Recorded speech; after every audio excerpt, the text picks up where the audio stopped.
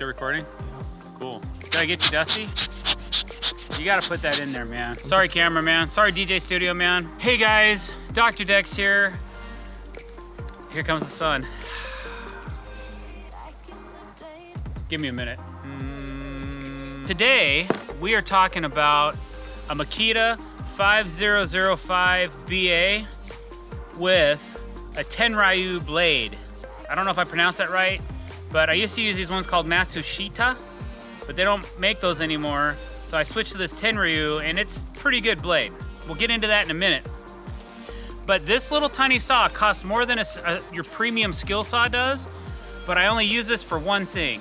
And I'll tell you in a minute, but first I want you to click that subscribe button and hit that bell icon, okay? And if you want to learn how to cut curves in decks and bend deck boards like I do, don't forget to check out Dr. Decks Masterclass. Learn everything you need to know about heat bending decking and become a master heat bender just like me. All right. This saw, like I said, I bought it for one reason and one reason only, and that's to cut PVC deck boards. I have pretty much locked this saw in one depth. It's just a little over 1 inch. I don't ever adjust the depth of this saw because I only use it, like I said, for one thing, and that's for cutting curves in PVC decking. When I'm cutting straight lines in deck boards, I use a track saw now. It's just so much more convenient and fast. I used to cut with this and then I'd have to belt sand everything straight. With a track saw, man, you just cut it, done. But when you're cutting curves, there's not a device, unless you use a trammel and a router, which I never do because my deck boards are never completely 100% curved. I always bend my decking and then cut my curves.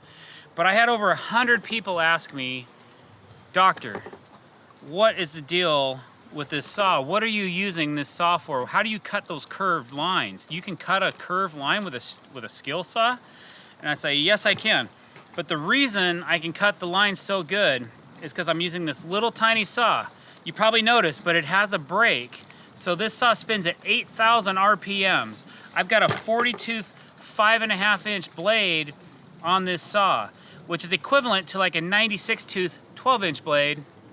So it puts a really fine cut in the PVC, but because it spins so fast, it's such a thin blade, I'm able to cut a curve into the PVC without too much problem, up to a certain radius. Once I get to a certain too tight, if I get too tight in my radiuses, then I can no longer use this saw.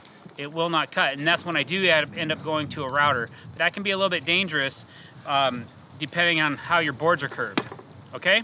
So first thing, very fast spinning saw. What I like about it is it has a brake, so it kills immediately when you let off the power. This is a corded saw, it's not a cordless saw, so you gotta have power to it.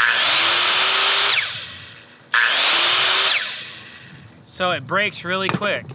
But the reason I love this saw so much is because it cuts like butter, all right? So I'm just gonna put this piece of AZEK up here, and this is usually what I'm cutting. And we can just cut a straight cut right across the front.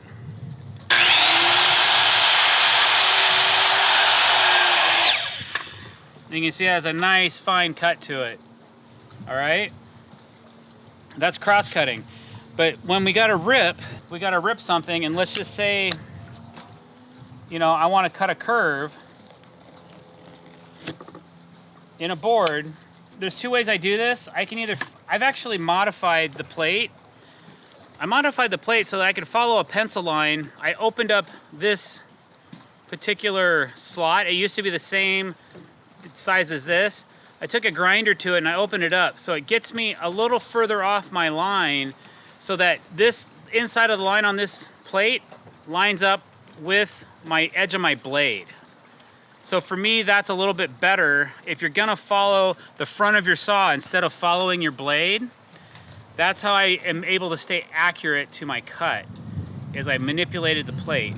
So be careful if you do that, because if you overcut it, you're in trouble. But today, I'm just gonna show you how I cut a curve, and I'm just gonna follow the line with the blade and not with the front, because sometimes when you're cutting curves, you have to do it this way.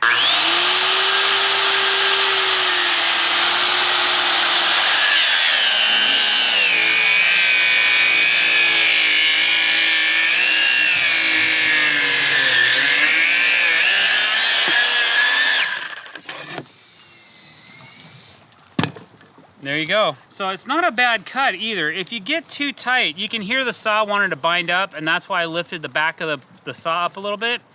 So what I usually do is I leave a little extra, because right here you can see I've got a couple of scarfs. So this would have been the part I would have kept. I was cutting to this side of the line. This is a part that I would discard. So this side's pretty clean, okay?